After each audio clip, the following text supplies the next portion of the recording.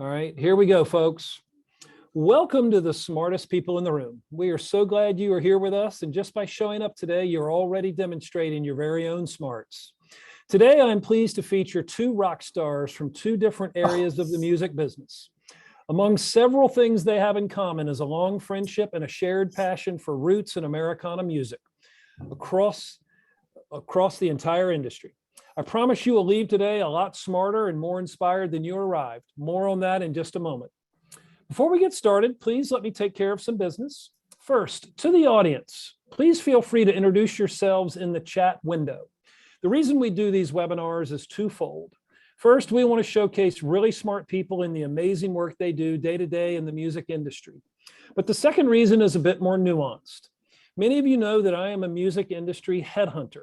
I place music executives in roles throughout the industry. So by definition and function, I help people connect with companies.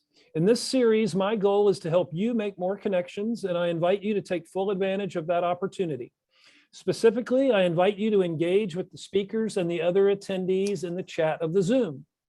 Please introduce yourselves, share your LinkedIn profile, say hello to your friends, and make ones. And please ask questions of our speakers. We will try to address as many of those as possible during the interview itself.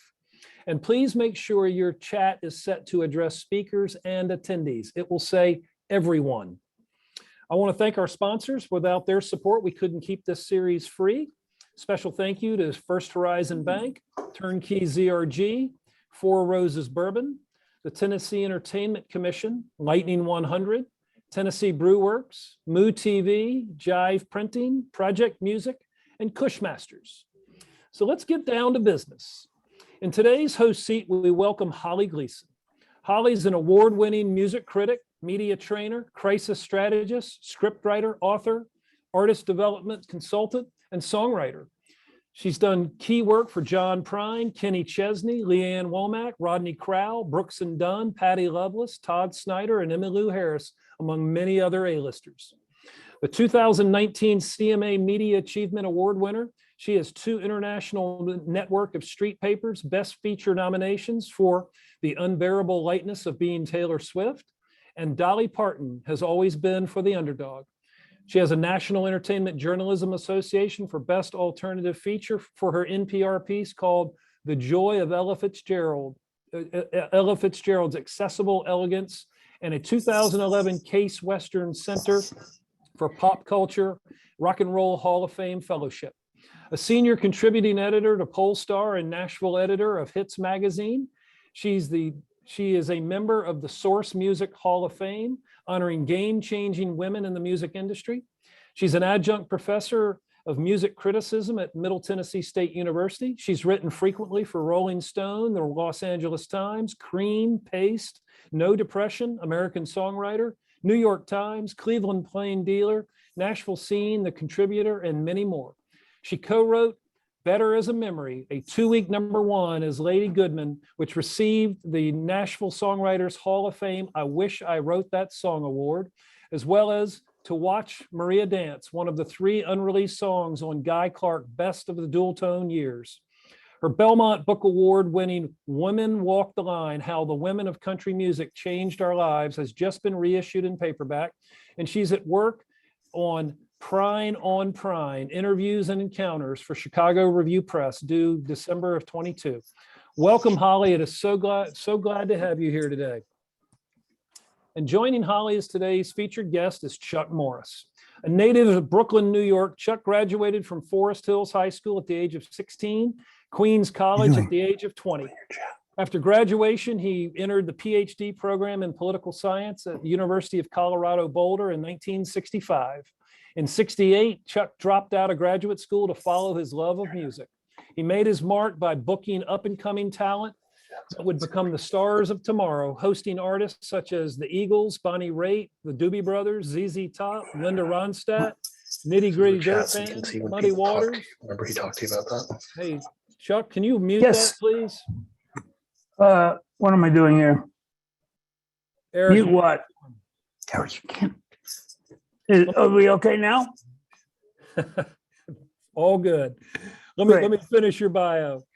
Chuck was eventually persuaded to sell Ebbets Field and joined Barry Fay's Fayline Presents, a senior vice president of promotion, where he began promoting large-scale concerts and events that included Willie Nelson, Bob Dylan, U2, and Bob Seger.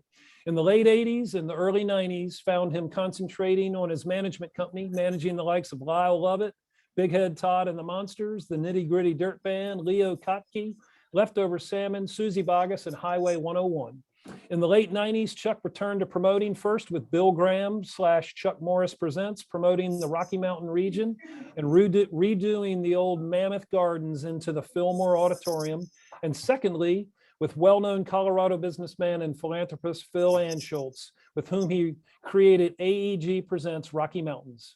AEG Rocky Mountains has become the largest concert promotion company in Colorado history, putting on more than 1,100 shows per year at venues such as Red Rocks Amphitheater, to Fiddler's Green Amphitheater, to the newly launched Mission Ballroom. While building the music business program at Colorado State, he continues at AEG in the role of chairman emeritus, working on special projects as well as general oversight of the Rocky Mountain and Northwest regions for AEG Presents. Ladies and gentlemen, please welcome these two rock stars to the smartest people in the room. Take it away, Holly. Thank you, Tom. Thanks, Tom. Hi, everybody. And apologies, there is no internet in my building, and a swarm of human beings who seem to be very loud has just descended. After all that, Chuck, can you hear me? Yes, I can hear you fine. Let's talk about what your parents said when you said, I'm quitting graduate school. I want to go be a promoter. They had a heart attack, basically. My father was a school teacher and then a principal and then on the board of education in New York, and education was so important to him. And I pushed myself and graduated from high school at 16 and college at 20 and came out to Boulder to go to graduate school to get a PhD in political science. But I love music more than that. And decided after 2 years, I did very well. I was a TA the first year at CU, University of Colorado. I decided I'd follow my first dream, which has always been music. I've been into that since I saw my first concert with a band called the Kingston Trio in 1955. I was 10 years old and found God when I saw them play, and started off as a folkie and followed all that and moved on to a whole bunch of different music. And so I decided to drop out of graduate school and try to make it somehow, some way in the music business. And got a break to manage a very popular 3-2 bar on the hill in Boulder called The Sink. And we can go on from there, but started booking local bands. Well, I was going to say, what was it about music? I mean, to go from a PhD to I'm going to go run a little college bar that sells 3-2 beer, there had to be something special about music. I saw the Kingston Trio when I was 11 years old, and I fell in love with music. I started playing guitar not very well. I used to babysit at 12 and 13 years old so I could save money to buy every LP I could find. It just clicked in my body, the love of music. I'm not even sure how I can say why, but it just was amazing. And decided after 2 years of graduate school, to the chagrin of my parents, especially my mom, my Jewish mom, that I was dropping out to try to make it in the music business, and I didn't have a clue what I was doing. But God bless her, when I started having success, she was very proud of me, and I actually had a scrapbook of all the stories on me as I progressed in the music world. So what was the first show you promoted, and did you make money or lose money?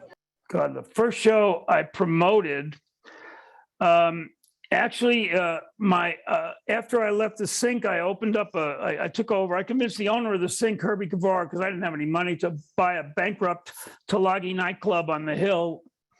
And we opened that, and I convinced him that we ought to buy a club and have a national rock club in Boulder. There was no rock clubs in Denver or Boulder at that point. It was 1970. And the first show I did to open Tulagi's was a band called Zephyr, which was a very, very big band in Colorado. They had a great young guitar player named Tommy Bolin, who, if he was alive today, would be as big as Eric Clapton. He died tragically too young, and was a great friend of mine, and got his break actually playing the Sink in the back, on the upstairs. I built a little club on top of the Sink, and then I convinced Herbie we ought to reopen by Tulagi's, and we opened with Zephyr, which was a huge band in Colorado. So there was a scene in Colorado. Like, I don't think people realize there's the Laurel Canyon scene, there's the Troubadour scene. Tell us a little bit about the Colorado scene.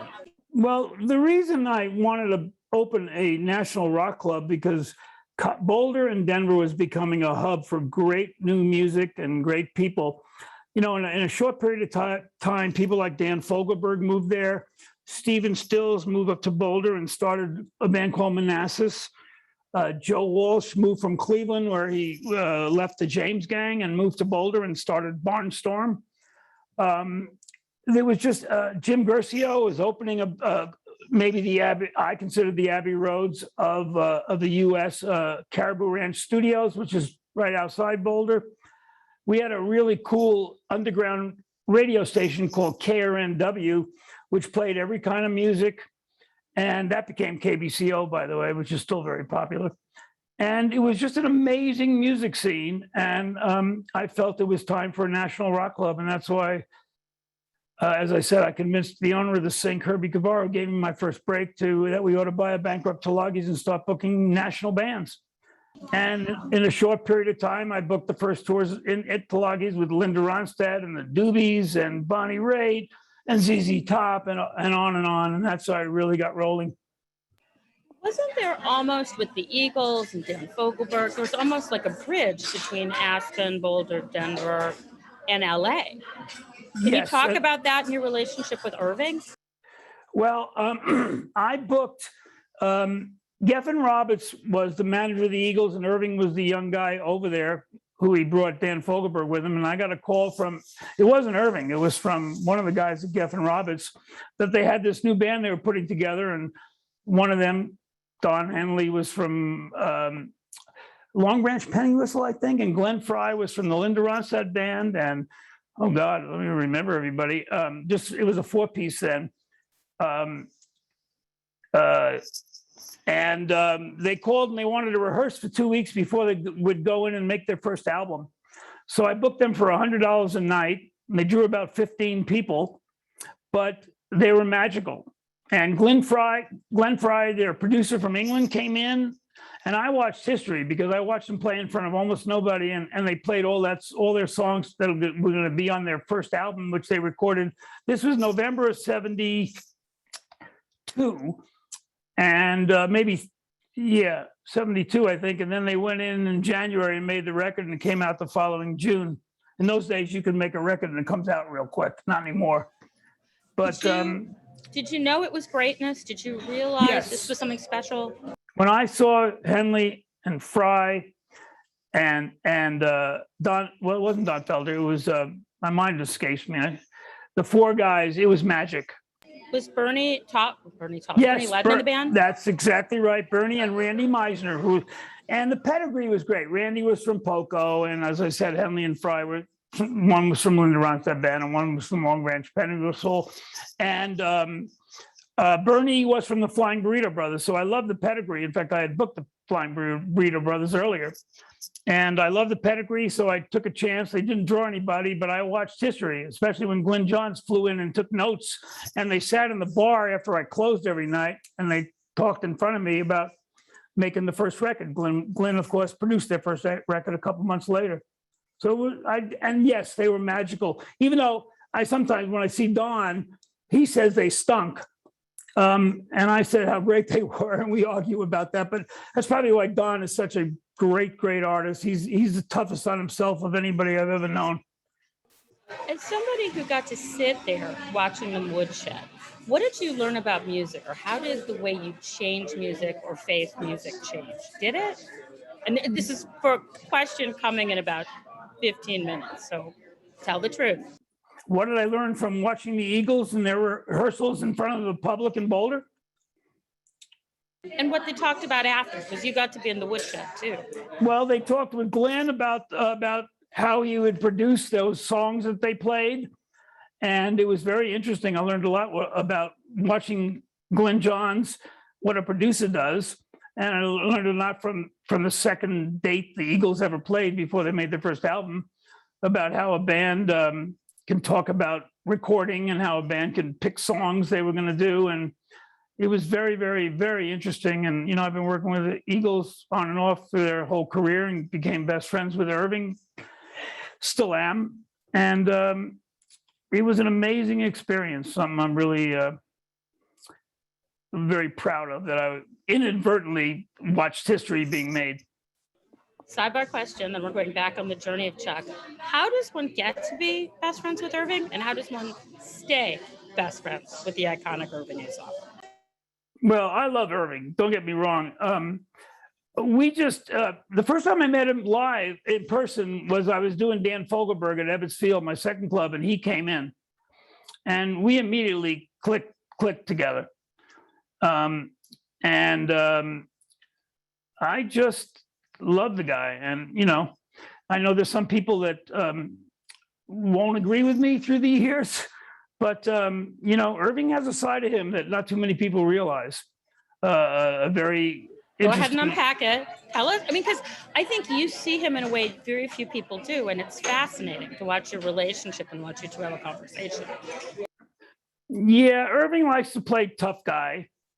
And sometimes he doesn't play tough guy. He is tough guy. I've always just had a real special relationship. And I'll tell you, there are 10 or 15 of his friends that would do anything for him, and he'd do anything for them. And I'm blessed to be one of them. And I remember I went to Irving's 60th birthday party, and Shelley, his wife, rented an amusement park in LA. And there were about 900 people there. And they had the whole amusement park with the rides going. And I, of course, flew in. I wouldn't miss it. And I shouldn't say this, but I will. So I said, Irving, let's take a walk alone. And we walked around. I said, I'm so excited. This is so great. And the whole amusement park, Shelley rented, his wife, and about 900 people were there. And all the rides were running. And Irving loves junk food. And the caterer he got was Pink's hot dog stand, who catered the place. Only Irving would do that, or Shelley would do that. And I remember walking around, and we were looking at all the people that were there for Irving's 60th. And I said, you know, Irving, you see those 900 people here? He said, yeah. I said, you know, about 850 are here because they have to be. And then there's 50 that want to be like me. And Irving said, I know. No, didn't laugh. I mean, he just said, yeah, of course. But I've been blessed to be one of those 50 that Irving would honestly get in front of a train for me. Absolutely. Because he's so short that the train would go over his body, so it wouldn't really hurt. That was a joke. Naughty. But that was a time when rock and roll was a really free-range thing, and bands could go into a region and break. I'm from Cleveland. I remember James Gang being the biggest thing my babysitters went to. When you were at Tulagis in Ebbetsfield, were you thinking too, how do we use live to develop these artists and help them have a platform and bring them back to bigger? Was that part of what you were doing? No, I was just booking young bands that in those days, I would listen to every new album that came out. And if I smelled something that I thought would be big, I'd book them at my clubs. One of them was Leonard Skinner. I heard their first album and said, oh my God. And they played for like 5 nights. And they started off with half a house. And by the weekend, it was sold out. And of course, the Eagles and Linda Ronstadt and the Doobies and Bonnie Raitt were pretty young then. And the reason I got together with Barry Fay, who was the big promoter in Colorado and a big chunk of the U.S., was because I wanted to take some of those bands that I did discover, at least in Colorado, and wanted to do bigger shows with them. But Fay would always get all those shows, and I could never get any bigger. I was a great club guy. I mean, Ebbetsfield was Billboard Club of the Year for 2 years, but I wanted to take some of those artists and take them to bigger places. But Fay and Fayline got them all. So I made a call to Barry Fay one day, and we fought over the phone on some of the acts, and he always won and screamed at me. And I never met him. And one day at Tulagis, I called him, and I didn't think he'd take my phone call. I said, Barry, this is Chuck Morris. He said, yeah, I know you. And by the way, I love Barry, but that's the way he talked to everybody. And I said, you know, I want to take some of my bands and do other things. and I'd love to talk to you. And to my absolute amazement, he said, what are you doing tomorrow night? I still remember the show. I had Stone Ground and Man's Lipscomb opening. The Old Blues Guy and Stone Ground was Sal Valentino's band. And Faye came up. I had never met him in person, walked in my office. He said, so what do you want to do? I said, well, I want to start by being a partner and opening a club with you and then maybe doing other stuff. And to my absolute amazement, he said, you're the best young club kid I've ever seen. Go find a place. I'll put up all the money because I didn't have any money. And we'll be partners. We'll be 50-50. And so I left Tulagi's and I founded an old club called Marvelous Marv's and named it Ebbets Field because I grew up a Brooklyn Dodger fan and went to Ebbets Field as a little kid. And then as Fayline got bigger, Barry said, why don't you, and the club was huge, why don't you sell the club and work full-time as my number one guy at Fayline, and started doing bigger shows. What's the difference when you move from being the guy with the ears that finds the cool acts that blow up the college bars to being the guy promoting the high dollar shows? Can you walk people through that a little bit? What's the difference of doing club shows that you discover somebody and doing bigger shows? Yeah. And what's the craziest story you've got? Because like we both know Louis Messina stories. Bring your best story. Yeah. Bring your best story. My best story in my career? Of one of your bigger shows, yeah. Well, I tell you my favorite story, and it's not working with the Stones or the Who or Willie, who I love to death. At Tulagi's, I booked the Earl Scruggs review. Now, I was a folkie and into that kind of music, and Earl was God to me. And he had Flatt and Scruggs, Lester Flatt had died, and he started a new band with his three sons. It's called the Earl Scruggs Review, and I booked him. And Earl was and still is, even in his death, a god to me. And they came in and we sold out. And I paid Earl after the final night.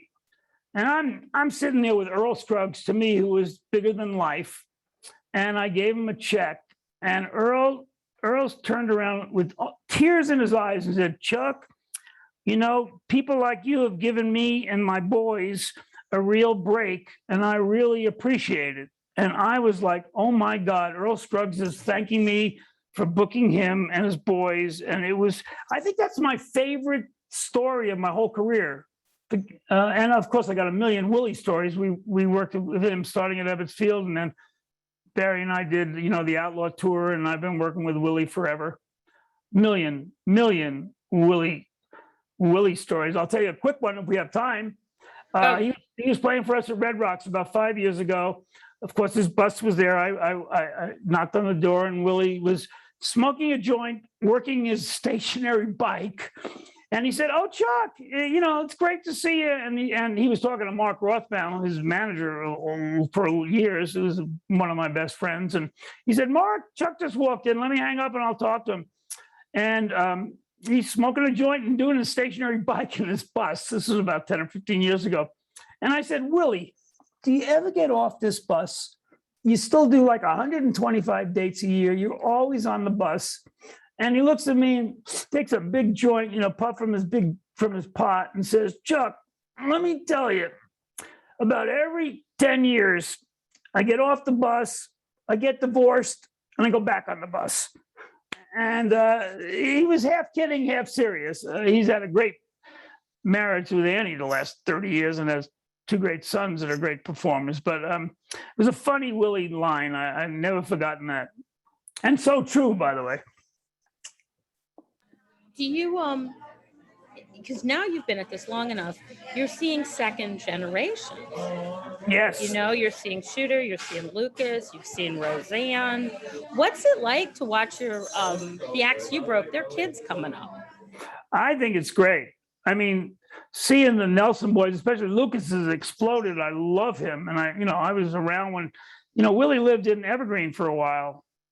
And so I knew him as a very tiny baby. And it's so great. It also tells me how old I am and how long I've been doing it. But I feel good about that. And it feels great to see the next generation come up. Does it, Do you get any, oh, Chuck Morris, wow, from the kids because they've grown up? I mean, I know people that have played shows for you and they're like, I can't believe I met Chuck Morris. Well, that always embarrasses me because I'm still a neurotic Jew from Brooklyn. I never look at myself like that. And I'm almost embarrassed because I don't see myself like that.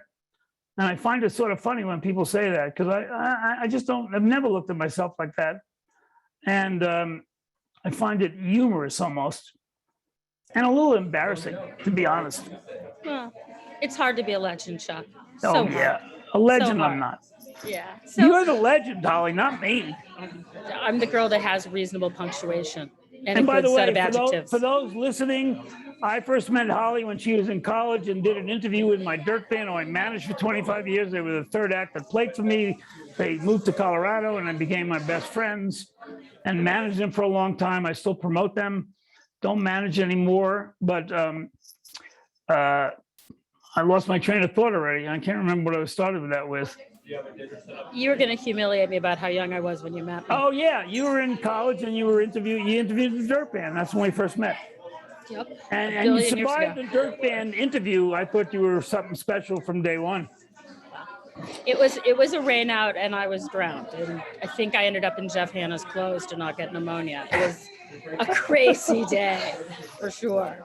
But you know, that speaks to the idea that you have longevity with the people you work with. Do you think that when you're in the trenches with people, you build a different kind of bond than when you're in the office taking the phone calls? You know, I learned something a long time ago, and now that I started a music business department, I tell the students the most important thing if you're getting into the music, but if you get lucky, is first of all, get in any door. I mean, wash floors at the radio station or rock club or whatever, but always never forget that the act you have today, you see them on the way up and you see them on the way down. And realize that the people you compete with could be your partners 10 years from now. So treat everybody with a lot of respect and the right way, because you never know who's going to be your partner, what band's going to become a supergroup. And I've always done that. And I think it has something to do with my long success. What little kid's going to grow up and be a real writer, right? Yeah. Yeah. No kidding. Yeah. No one saw that coming. So back to your journey. I think that things have changed so much with, consolidated ticketing and a couple major promoters. And can you, for the people that weren't around back in the day, explain the way acts could actually break on the road? Like whether they had radio or not, they could go out, they could tour, you could promote, you could create an audience and then grow that audience, because it's fascinating. Yeah, and I'll tell you, my favorite story about an act that has become a superstar and continues to be is Dave Matthews. Dave, his first date, worked for Don, my great partner of 27 years, and now took over with Brent, my other partner, as presidents of AEG Rocky Mountains in the Northwest when I decided to start a music business program. But the first time I booked Dave, Don had told me that this young act from Charlottesville had done the Fox Theater, which he still owns, by the way, and he was great. He only did about half a house. So I was doing Big Head Todd. I can't remember the second act. It may have been Los Lobos. I can't remember. And Don was telling me how great this young act was. So I called Corin Capshaw, who was his manager and still is, and said I'd like to put him on third act at Red Rocks because I heard great things about him, and he's really, his first RCA record wasn't out yet, so he just had the two independent records. And I said, how much do you need? And he said, I'll call you back. And he called me back about an hour later. He said, I need $2,800. I said, well, that's an interesting number. How'd you come up with that, Corin? He said, well, that's what we need to fly the band coach and me and one road guy to Denver to play. We're honored that we could play Red Rocks, but I also need hotels and backline and picked up at the airport. So I booked Dave Matthews, who was had just had the 2 independent records out. And I'll never forget this as long as I live. Big Ed Totto, I managed and promoted. I still promote it, don't manage him anymore. It was sold out at Red Rock because he was already a big act in Colorado. He was from here. Went to Columbine High School, got started here, still lives here, the whole band. And there were 9,000 people there. And I'll never forget, Dave was the third act. His RCA record, the big record, was not out yet. And he walked on stage, and I'm standing there next to Korn, the first time I had met him in person.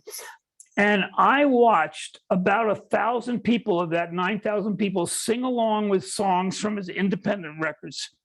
I'd never seen that before or since. And I knew this guy is going to be so big.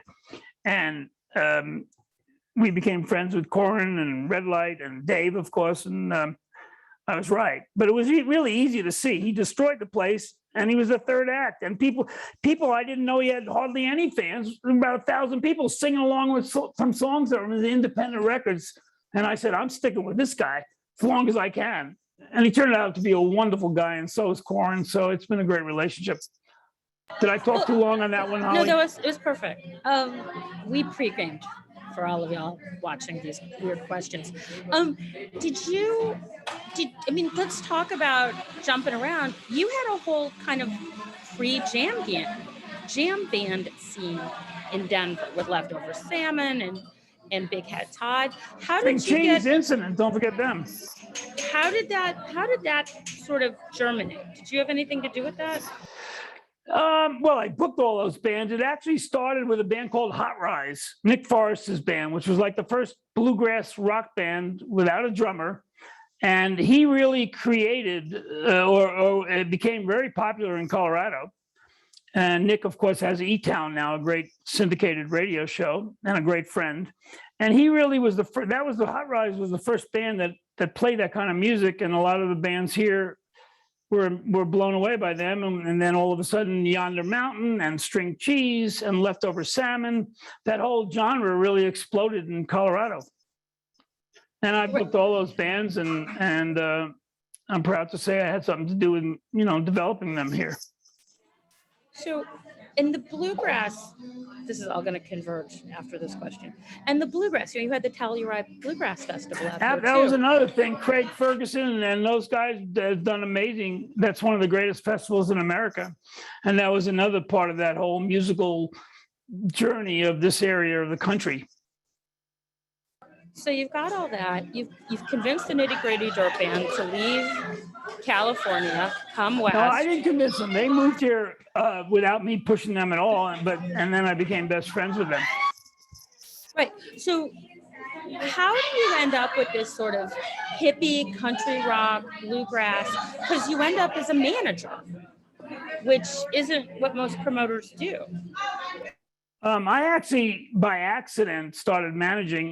Bill McEwen was the only other Nitty Gritty Dirt Band manager, and I became best friends with the band. They were the third act that played for me. They lived in Colorado, and one day I got a call from Bill, who said, "Why don't you come up?" He lived in Aspen, and most of the Dirt Band lived up there then. And why don't you come up? I wanted to talk to you. And I flew up to Aspen to dinner with him and John McEwen. And Bill said, he managed another band named Steve Martin. In fact, the first time I had the Dirt Band, I never heard of Steve Martin. He was on their bus, and they said, we have this great comic that our manager manages, give him $100 and let him perform. And he was mind-blowing. He was the opening act for the Dirt Band for a year and a half, and really, I think, developed his great comedy chops. That certainly helped. But anyway, Bill said, I'm just too busy with Steve Martin. We're ready to do this movie called The Jerk. I just signed another comic named Wee Herman, and of course, he produced Pee-wee's Big Adventure, and I'm just too busy for my brothers, the Dirt Band. Why don't you take over? You know them, you're friends with them, you know their music maybe better than I do. And I actually tried to convince him I'd never managed before, and he said, no. I'll never forget, Bill McEwen said, Chuck, it's just the other side of the coin. You're a great promoter, you know music, management will be easy. And so I decided to do that, and that was my first management client, and convinced the guys. They had a lot of hits, not a lot, but several hits in the 70s. Make a Little Magic, American Dream, and of course Bojangles in the late 60s. But they were, it was like 1982, and rock radio wasn't playing bands anymore with banjos and violins. It was Donna Summertime. And when I met with the band, I said, listen, I want to get you a country deal. You don't have to change your music, but country radio could play you guys. And they never got country airplay, or very little before that. And I convinced them, and we made a deal with Warner's Country and had a bunch of country hits. And we had a record that I was executive producer on, Will the Circle Be Unbroken Volume 2, and orchestrated a big comeback. And they're still out there doing well. Very proud of that. It's interesting because you had the vision to look at that California country rock thing and say, let's go to country radio, let's go to Nashville. And when you look at some of the people that had tried prior, they couldn't make it work. What do you think you saw or you did that created a landing strip for them? Well, there may have been some earlier ones that tried, but Nashville was getting a lot hipper. And I just thought it was time that they would take these old hippies, they weren't that old, and embrace their music, because their music was country music, as far as country radio was concerned, in the country market. And I thought it was a natural progression, not for them to change their music, but to market them in the country and Nashville world, and it worked. It was the right time. Yeah, no, it totally worked. I was a baby. I was 19 years old and writing about all that music. And it was a time when rock and country and punk almost converged in Nashville. Did you, were you surprised by how well it worked? Because No, Long Hard Road was a #1 single, and I don't think That they've was had their number first- one. that was their first #1 on any chart. None of their other songs, like Mr. Bojangles and American Dream and Make a Little Magic on the rock charts, never went that far. And thanks to Paul Worley, who did an amazing job, we had a string of top 5 country singles, and really helped a major comeback for the Dirt Band. But I thought it was a natural progression. In fact, to be honest, the band, one member of the band said, "We're not a country act," thought I was a little crazy, but they finally conceded to do it. And again, they didn't have to change their music. We just had to remarket them in another world, in the country world. And it worked. I was very confident that at that point, was it 1984, 83, I can't remember, that country radio would embrace a band that played great country rock music. And it worked. It was one of those things. I guess I made the right move. I know I made the right move. Well, I think like Hootie too, you had enough rock people that had moved over. They were familiar, they were friendly, they knew how to hang out, they were cool.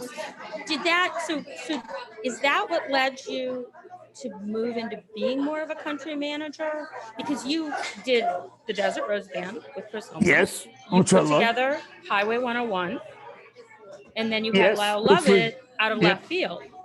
Well, yeah, he was really not a country act, but he signed before I took over his first album. That's when I took over, with Curb MCA Nashville.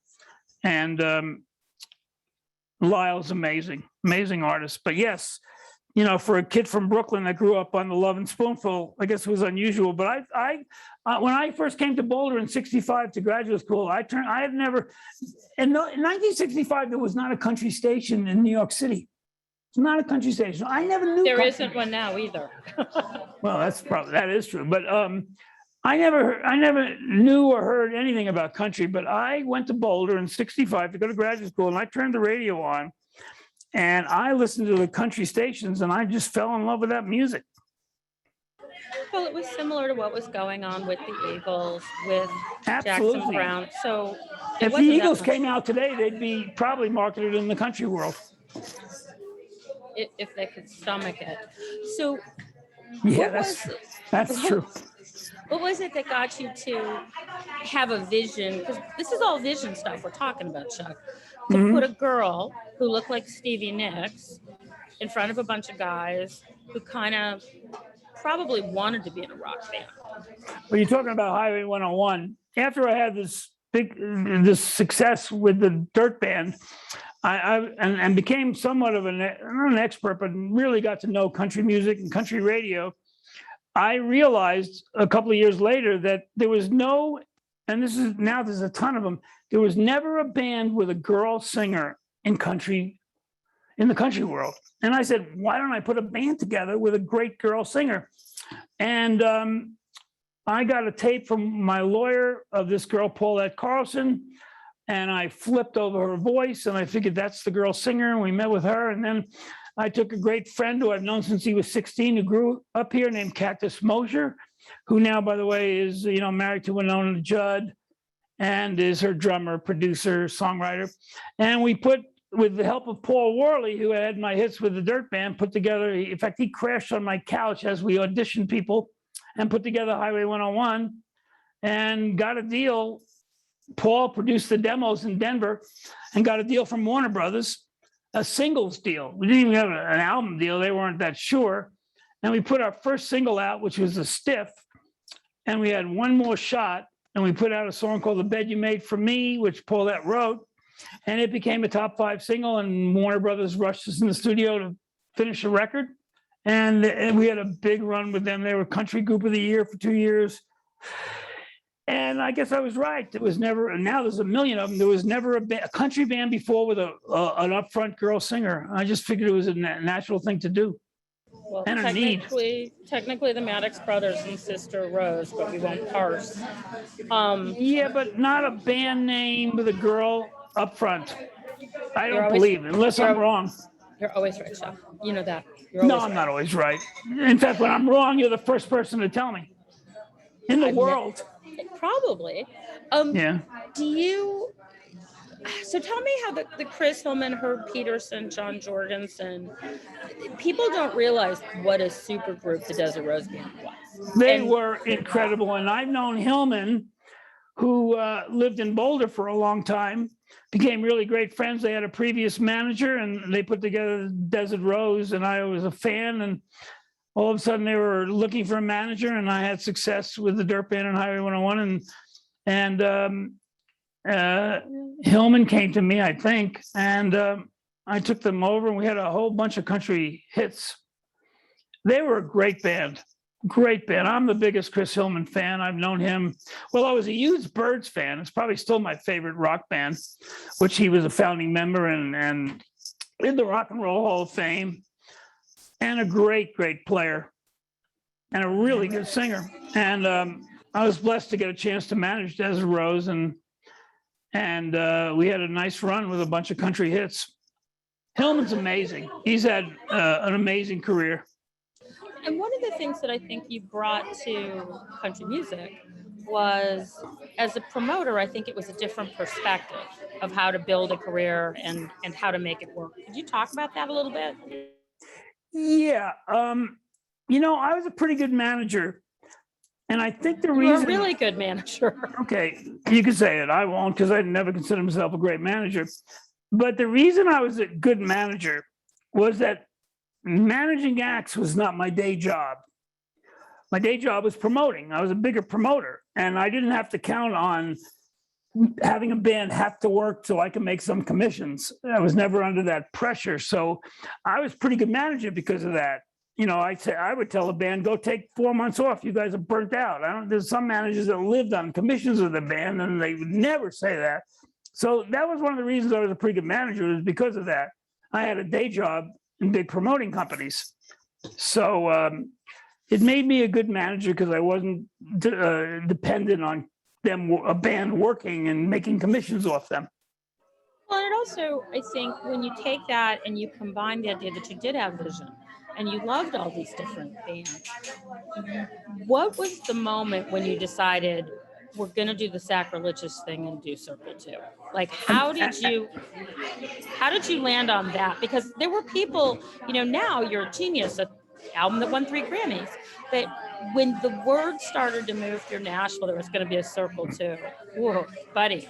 Well, let me tell you that several unnamed guys in the band didn't want to do it because and for good reason. They didn't think they could repeat Circle 1, which was a legendary. I was not involved with the Dirt Band then, but it was a legendary record. But I always felt that we should do a modern version of Circle 1. I finally convinced the band, got my friend Randy Scruggs to produce it. And we did Circle 2, which was, I think, an amazing record. I was executive producer on it. We had some from Bruce Hornsby to John Prine to a million great artists play on it. It was a lot more modern than Circle 1, which had legendary country artists on there. And yeah, it won 3 Grammys and Album of the Year at the ACMs, the CMAs, I can't, Country Album of the Year. CMA Album of the Year, Yeah. and then you also went gold, which people didn't do back then.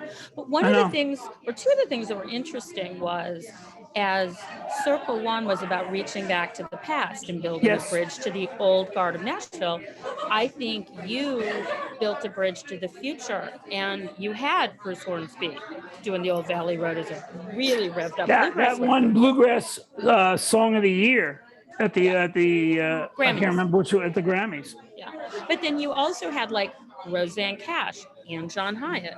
Roseanne And- Cash and Rodney Crowell. No, Rodney wasn't on that. Oh, he wasn't? Shows you my memory. No, but you had Roseanne and Hyatt, which is people from very different worlds with the band coming together. And then you also did the unthinkable. And I was there. I couldn't talk that day. You had Roger McGuinn and Chris Hellman Yes, in the studio for the first time. I know. And I for years have been trying so hard to get their 3 original Birds back together, and that's no avail. But I did get Hillman and McGuinn together for the first time in years, singing together on the Dirt Band Circle 2 record, which I was very proud to get that done. Did you, over all this time, was there any act you wished you could have signed or one you turned down and kind of face palmed yourself later?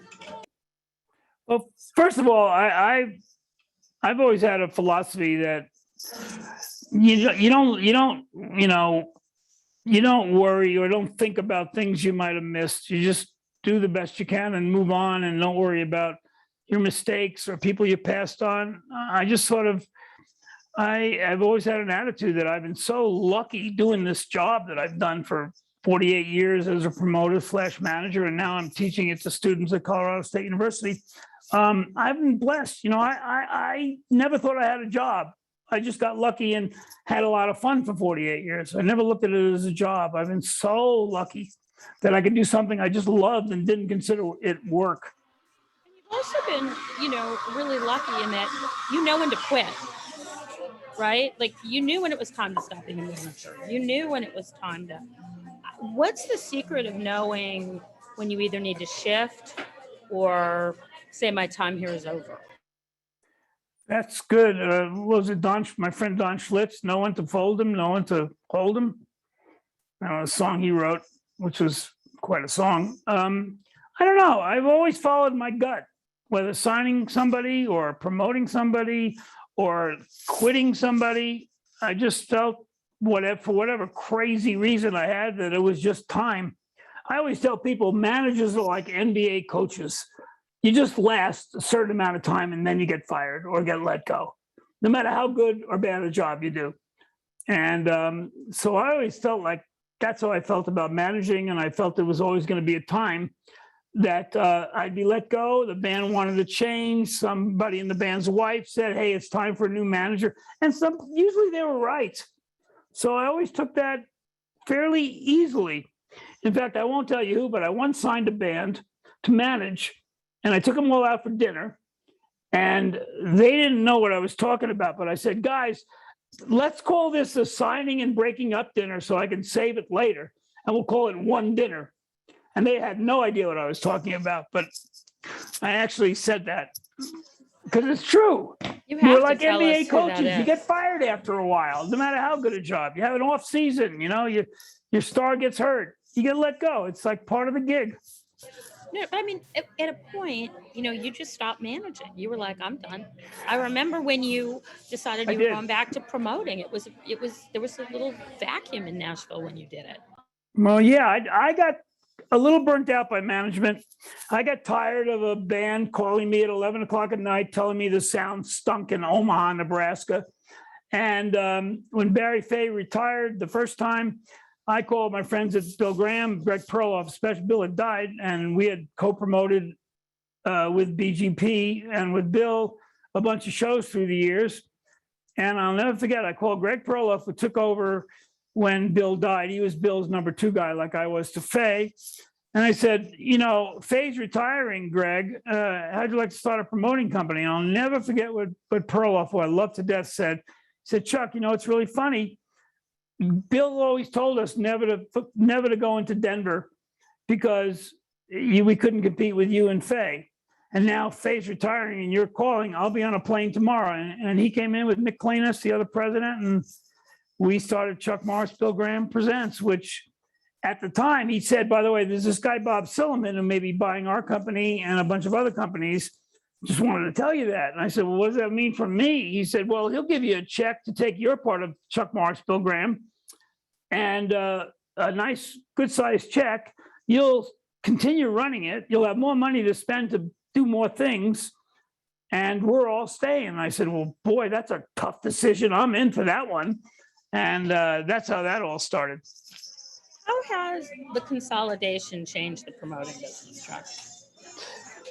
It's tougher and tougher to be an independent, although people still do it. Was it Seth Horowitz in DC? They're still, if you're great enough, you can still do it. But in the early days, there were a lot of independent promoters and managers and all that other stuff. It's consolidated everything. But I'll tell you, I still don't believe you could. I still believe you can make it as an independent in our business if you really are smart, don't give up, have a knack for music.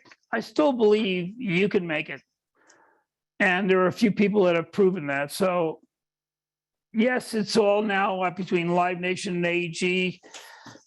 I don't know what percentage of the industry worldwide is, probably 80%, but 70%. But I still believe the independent guy can make it in our business. And maybe a lot of people will disagree with me, but I really firmly believe that.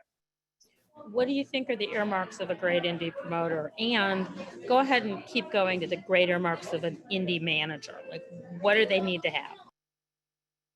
Love music and won't give up and are willing to clean toilets to get into the business.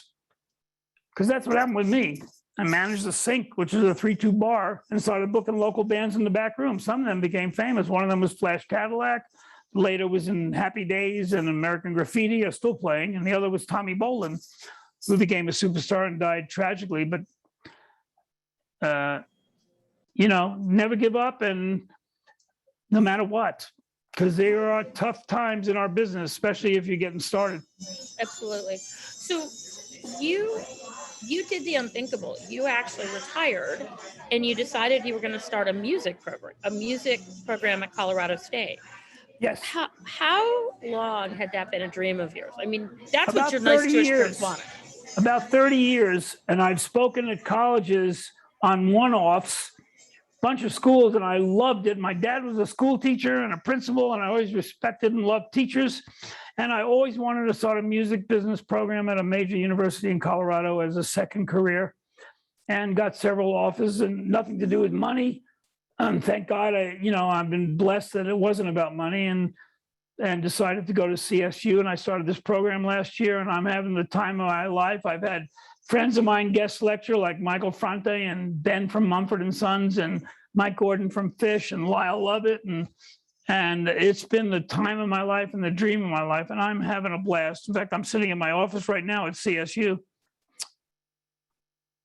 Is it a slice in the business school, or is it attached to their marketing degree? Because it's not enough classes to be a degree. So how is it functioning right now? It's right now.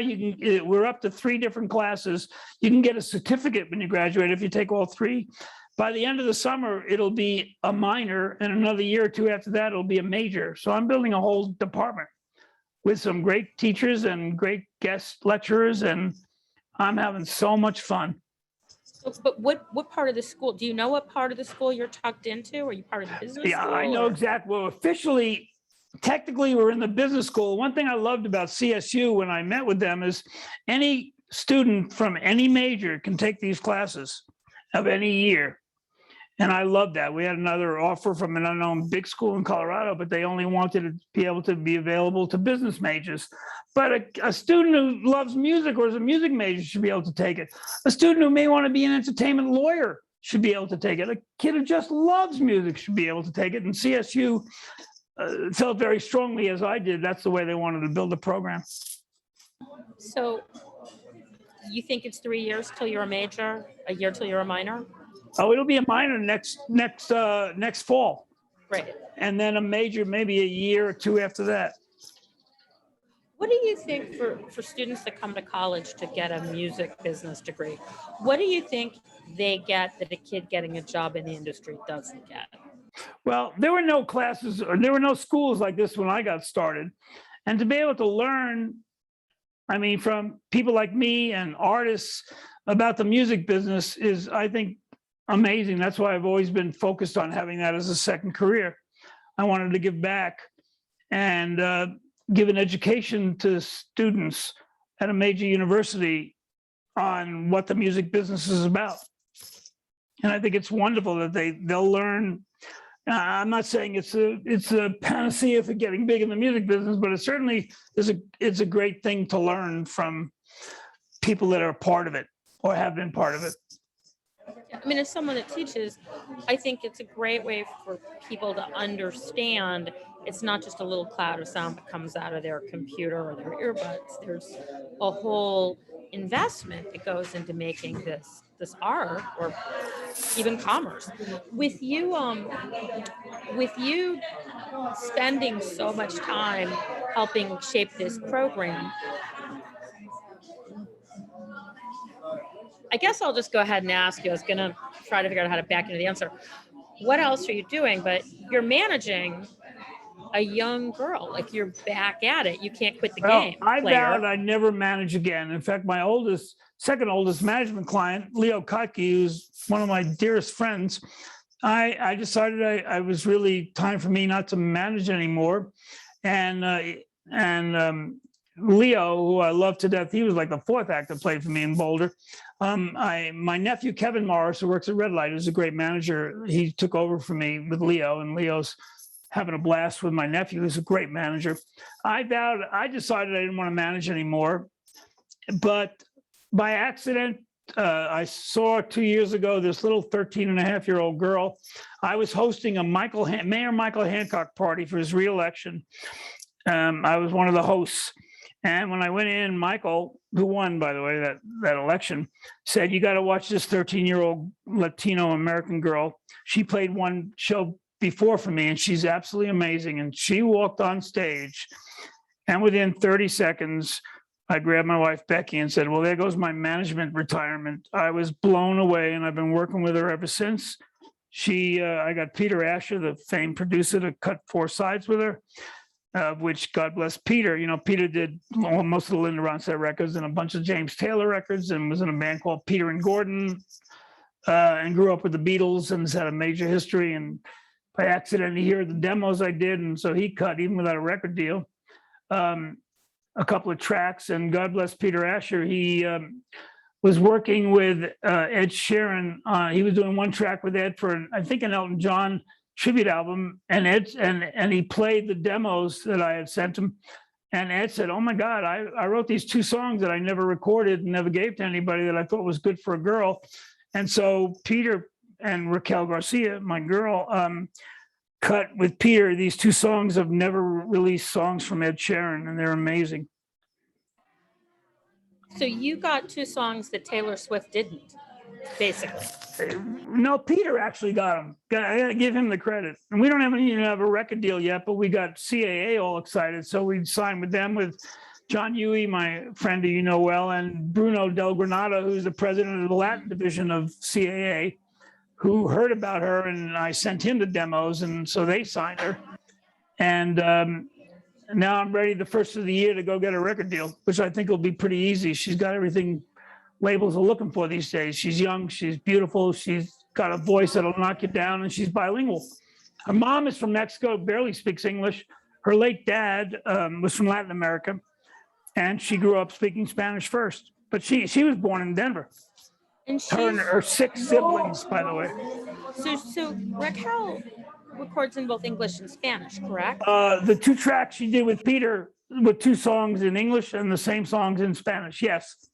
And when we make a record deal, which we will, they'll decide how they want to do that. Maybe they'll put out a record half Spanish, half English. Maybe they'll do an English record and then put out separately 5 tracks in Spanish. I don't know. It depends on the label and how they feel it's the best way to break her in both worlds. She's much bigger in Denver in the Latino world. She's been playing Latino private since she was 12 years old, and has a really solid following of the Latino community in Denver. And at a time when, the world needs to come together, smart, pretty, because she's beautiful. If anyone hasn't seen Raquel Garcia, she's stunning, and poised. This is a young lady who could bring a lot of different communities together, isn't she, Chuck? Absolutely. And, she's in the 11th grade at Denver School of the Arts. She's still in high school, not even graduated yet. She's got 2 more years. She's still a kid. She's just 15. So do you think you're going to go for a Latin-leaning record deal or a label that can do both? Have you thought it through that much? Yes, and I think we need a major label that has a great Latin division. She may break in the Latin division of a major label first. I don't know. She's an amazing talent. And again, I never wanted to manage again until I watched her after about 30 seconds by accident. And I said, oh my God, I've never heard a voice like that from such a young woman. And I've been working with her ever since. And she's such a pro and so mature. Their family has 7 kids, and she's basically been supporting the family since she was 12, doing Latin privates. She's an amazing little woman. So when you think you're out, you get pulled back in. Where do you get your energy? I've always had energy, and I'm 76, and I still sometimes have, when I go to AEG, which I'm still work part-time as a consultant, I've got people there that are third my age, and I think sometimes I have more energy than them, and that's not knocking that they don't have energy. I've always been like this. It's in my DNA or something. I still, but I've been lucky. I've loved what I've not been, and I made a living out of it. So that's kept me young. Well, and some of it too is maybe the music, right? Absolutely. How much music do you listen to in a given day? Not as much as I used to. And I really don't know the new music as well as I used to know it. I used to get records from every new act. I'm no expert on hip hop and rap and stuff like that, but I've always been able to find people that did, know things and are aware of some of the new things, I have a good friend that's favorite line, and he's very, very successful. I won't mention who he is, but his favorite line is, his success has been that he's always hired people smarter than him. And I feel like I've done the same thing. You've worked with some amazing people. Why don't you, for the people that don't know you, run through some of the people whose careers you've helped get moving, and include Kevin, because I think your nephew's amazing. He is absolutely amazing. The only break I gave him, he was in law school, and I had one of my main lawyers, Jim Zumwalt, made him an intern for 2 summers while he was in law school, and Zummy, his nickname, hired him when he graduated from law school, and he was an entertainment lawyer at Zumwalt's law firm, and then signed String Cheese, and they thought he was the greatest, and they offered him a job to become a partner at their company, and that's in Boulder, and Uncle Chuck had already been there. He'd come to many of my shows as a kid, and he's had an amazing career. I'm so proud of Kevin, so proud of him. He manages, he's at Red Light, but he, manages Alabama Shakes and Amos Lee and Drive By Truckers and Grace Potter. He's amazing. Very proud of my little nephew. He's not little anymore. I think he just turned 40. Who are some of the other people that have come through your, I don't know, do we call it your team, your posse, crew? The 2 that I'm so proud of are Brent Fadrizi and Don Strasberg, who started off when I started BGP Chuck Morris. I hired Brent, and I hired Don, who owned the Fox, still owns the Fox part-time. He went from 1 day to 2 days to 3 days. And then one day I sat down with him and I said, I spent the first 8 years of my career running clubs. It almost killed me. I'd love you to work full-time, still own the Fox. So he started working full-time and they became my partners at AEG. And now they've taken over as my position as co-president and CEO of our division of AEG. And they're amazing. And I'm so proud. I mean, those guys are unbelievable. You know, I couldn't have had all the success I had without people like that around me. No, and you're very generous. I mean, you make sure you bring people in and then you give them enough work and the ability to grow and expand and go places you might not have gone. Yeah, I've always been proud of people that have moved on and up from me. I used to work with somebody unnamed that, you know, if you left, he would always scream at you and say, you're never going to get a job in the music business again. I won't say who it is. Somebody I love, but still. But I've always been proud of people that have moved on and done well. My friend Phil LaBelle was my assistant at Phaline, and he became a real big publicist in LA. I've had a bunch of people like that, and I'm just proud of it. Yeah, because you're Chuck, and that's what you do.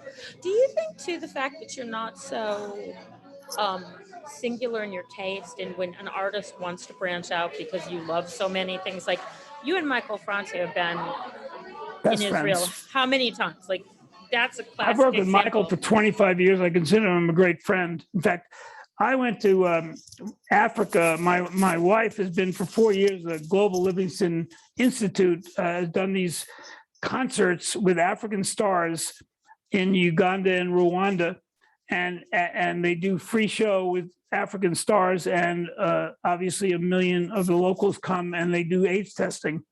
And I convinced Michael and his band to come be the first big American act to play there. So I went the 1 year he played, and that was a great experience. And Michael will tell you that was a great. Michael's one of the real special people I've known for 25 years. He's an amazing artist, but also an amazing person. So what do you see across all these different kinds of music, and Mark Bolan, Joe Walsh, Lyle Lovett? I mean, how do you connect with such diverse people, Chuck? I have no idea. I don't know. I mean, I wish I could give you an answer. I don't know. And maybe because they know that I love music as much as they do. Some of them I can't relate to musically anymore. But I don't know. It's probably because I love and live for music my whole life. I think that's always attracts musicians, and I don't do it intentionally. I mean, I mean, it's me. Unintentionally, yeah. I meant. Well, I also think it's, even if you don't understand the music, you understand what the music does. Right? Like it may not be your thing, but you know what music does to people. Yeah. And you know, again, there's a whole new music the last 10, 15 years. I don't consider myself at all an expert on it or even that much interested, but I've hired people that know that stuff. Don Strasberg is unbelievable when it comes to hip hop. He's also unbelievable when it comes to, for want of a better word, hippie music. Brent is unbelievable with classic rock and roll bands. And I've always surrounded myself with people that were smarter than me, especially on certain parts of our business and musical tastes. Do you have a favorite venue? The Mission Ballroom, AEG, one of the last things, I was still there when we built it. I'm so proud of that. I built a lot of clubs. I built the Fillmore when I was at Chuck Marsh, Bill Graham. I was very proud of that. I still am, but we wanted to build a new Fillmore, an even better one. And it's an amazing, amazing club that has really taken off. And I'm so proud of that. Probably the last big thing I was involved with when I was full-time at AEG. And so proud of that place. It's an amazing room. Do you believe in legacy? Is legacy important to you? Legacy, you mean like my legacy? Or just how things don't get paved over or forgotten. I think when the internet happened, things that happened before the internet, a lot of them got washed away. And it feels like you're doing a pretty good job making sure there's a foundation in Colorado for music out there. Legacy to me is it's important to me that, but I don't fool myself. In 10 years, I don't know how many people remember what I did. It's like you're an NBA star and you're the biggest thing in the world. And once you retire, about 5 years later, they forget who you are. I think our business is like that too. Well, I think about like the Dan Fogelberg tribute record you did, and you That was started. a real wonderful thing. Irving asked me to help out, get some artists for it, and I was executive producer on it with Gene Fogelberg, his widow, and Irving. And I was very, very, very. We got Garth Brooks on there. That was one of the most proudest things I've ever done. And the Colorado Music Hall of Fame. Yep, another thing that I helped put together, and that's been amazing. And proud of that. How hard was that to do? And for the people that aren't in Colorado, tell them where it is and kind of what it looks like. Well, right now it's at the trading post next to Red Rocks, although we're trying to raise money to have a permanent place, maybe in downtown Denver. We've had a great run. We've inducted people like Glenn Miller, who is from Colorado. People might know that, and Dan Fogelberg and Joe Walsh from Barnstorm and Jim Guercio of Caribou Ranch. And it's been wonderful. And we've had a couple of TV specials. When we have inductions, if they're still alive, the acts play. And we've done them for TV specials, which has been great. When we inducted Dan Fogelberg, we had people that were on the record that I helped with Irving and Gene Fogelberg put together, and some of them came out and played the show when we at Fiddler's Green, and we had Garth Brooks who's on the record come out, and a whole bunch of other people, the Dirt Band, people that love Dan.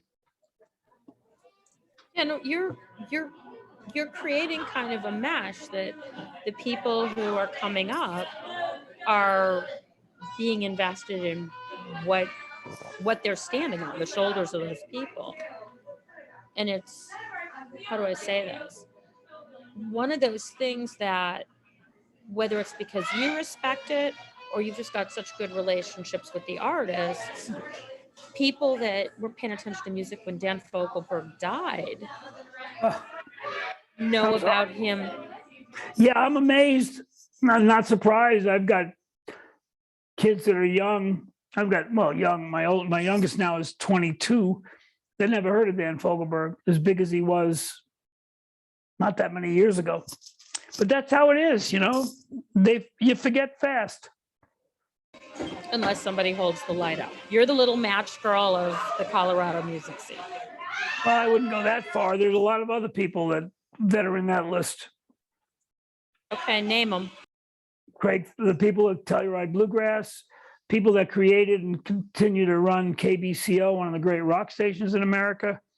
E-Town, Nick Forrester, one of the best radio shows in America that comes out of Boulder, and Nick Forrester. There's a whole bunch. Well, that's why we throw it open. I want people to know who's in the trench with you. Yeah, I'm just lucky. I've just been very lucky to have a career that I never considered a job. Do you have Joanne Gardner, who did the video for What Was So Big and Broken? She wants to know, are you optimistic about the music business and the scene? Believe it or not, yes. I hate old timers, I guess like me, that hate the new music and, knock it. Hey, the music is what comes out. And even if I don't understand it, I respect it. And I hate old timers that say there's never been anything like the 70s or 80s or whatever. But I don't believe that. I believe the music that comes out is great, even if I don't understand it. Joanne Gardner did a great video on Circle 2. It was amazing. It was amazing. She was right there on the floor. Louise Porter wants to know, she says she did some research on why the Rolling Stones stayed together for so long, and they had 3 managers that they think helped. Would you agree with that? Remind me who those 3 were. I have no idea. Okay. That wasn't my question. What was the question? Would I agree that having, I guess, consistency in managers and managers that work to keep the band together, does that help? Boy, something? I've always felt that a big chunk of management, it's called personal management for a reason. Personal is, I've always had this theory that bands have their differences, most of them, because when you want to become an artist, you want the lights on you. And when you have to split that light among 3 or 4 guys, it's difficult at times. And keeping a band together is if you have a band, is one of the most important things a manager can do. And that can be so many different things. I mean, again, it's called personal management for a reason. You got to deal with everything with the artist. You remember the wild and crazy days of GA and rushing to the stage so you can be in the front row. And you remember when the Who tragedy happened in Cincinnati and we moved away from GA. With what's happened with Astroworld, do you think things have changed? We forgot. How do you think that's going to impact going to concerts, Chuck? Well, first of all, I don't want to make some serious comments about that event because I think the facts are still coming out and it would be unfair. I mean, somebody screwed up there. I'm not exactly sure who. And it was very tragic. And but I think as the facts come out, we're going to learn a lot more about it and who was responsible. But that was terrible. That's all I can say at this point. I don't want to. It's terribly sad. And I guess what I wonder is, I think the Who concert was in the late 70s. Yeah, it was. So it's almost 50 years later and kids are still kids. Hormones are still hormones. Getting to the guy. I remember being pressed against a stage when Tom Petty played Gainesville or Lakeland, Florida, and that sense of, oh my God, I could be squished like a tube of toothpaste. Do you think that GA is something that's inherently flawed, or do you think there's a way to do it? That's a good question. Do I think there's a way to make it safe 99% of the time? Yes. If you have enough security that can pull people out as they get crushed over the barricades, if you have exits out when there's a major problem, I mean, there's a lot, 5, 10, 15 things to do. A tragedy could still happen, but there are ways to limit the problems of GA. So you don't think that has to go? I mean, because it is sort of. I don't know. I'm not sure. It might go because of the tragedy that just happened. I'm not sure the answer that is it flawed by its very nature? I'm not sure. I mean, there've been thousands of shows with GA with a full house that have gone on well, and I've done a whole bunch of them. Yes, you have. So is there anything left other than break Raquel all over the world? Like, what else do you dream of doing? I'm dreaming the good life right now. I'm teaching and bringing in friends as guests to young college kids that may be interested in being in the music business or music performers. And that to me has been something I wanted to do for 25, 30 years. So I'm having, my fun is continuing. I'm such a lucky guy. All right. Well, what else? What else should I make you tell them? That you've been abusing me your whole life and I've been loving it. Well, we have a thing, don't we, Chuck? Yes, we do. I'm not going to tell a quote you told me about 30 years ago, but that was Chris Hillman's most favorite thing that I've ever said. No, about me. Yeah, that's what I mean. Yeah, it was beautiful. I actually love friends that abuse me. I guess I'm just love pain or something, but you're one of them. Well, I love you, Chuck. And I love you, Holly. You're the best. Your career, by the way, we're talking about me too much. Your career has been amazing what you've done. I've absorbed a lot from a lot of really good people. I got to be in a lot of rooms with people like you and see what happens when things don't go well and nobody kicked me out or told me to leave. And, there's a lot to be said for absorbing if you pay attention and don't act like snap on all that. And Thank you for being generous over all these No, years. it's true. And you're still working with Kenny Chesney, doing an amazing job. He's one of the biggest country acts in the world now, right now. I mean, you're still doing it. Well, And writing great books, I might add. well, thanks. I mean, it's that thing. You love the music or you love the game, and I can't imagine a world where I didn't hook up to the oxygen mask of music every day. Yeah. Can we tell everybody that Holly and I are talking about writing my my autobiography together? And You we're can- that's, yeah, which I'm very excited. There was only one person, you, that I thought would be great helping me write my autobiography, and we're getting serious about it, I think, and I'm real excited about that. Well, I think it's an amazing story to tell. There's a lot people can learn. So, Well, thank you. thank you. So, I don't know how Tom ends these things. Do you? No, but thank you, Tom, for doing this. This has been really fun. And Holly, thank you. I mean, I'm flattered that you guys were interested in me. And this has been a lot of fun. I love to tell my stories because I think it might, get other people excited about being in this crazy, stupid, weird business that I've spent my career in. Wonderful business, though. And honestly, where you've changed music in a lot of ways. Own it. Just own it. It doesn't hurt that bad. Okay. I'll own it, maybe. A little. All right. Well, let me jump in I'm here, still guys. this poor little Jewish kid from Brooklyn, so I don't know. Your darling Chuck.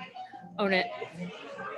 I will jump in here and say thank you to both of you. Chuck, you are incredible, and I can't wait to read your book. And Holly, get busy writing it with him, please. Okay. Yeah, because I couldn't do it without her. Trust me. Holly, you are equally a rock star, and I would love to have you back on as a future guest and allow someone to drive an incredible interview as you've driven this one today. You are a complete pro. Well, thank you. And I appreciate you motoring through a challenging environment that you're sitting in. I think we ought to get Louis Messina to ask you the questions. Oh, I think that'd be Lord. great. Have Louis interview Chuck. I mean, No, Louis, Holly, yeah. And And he loves that. I'm in for that. But seriously, folks, you all are incredible. Thank you for doing this. Thank you for the music. Thank you for the lessons that you've shared with us. And just thank you for making the music industry more interesting for people like me and many others that are listening to this today. So, here's to you. To I the don't audience. like to talk for Holly, but we're both very, very lucky. Amen to that. To the audience, thank you for your patronage. We are going to be back here on Thursday for the final show of this year. And I just will sign off with my customary sign off, and that is be nice to each other and get a shot as soon as you can. Take care, folks. We'll see you later. Take care.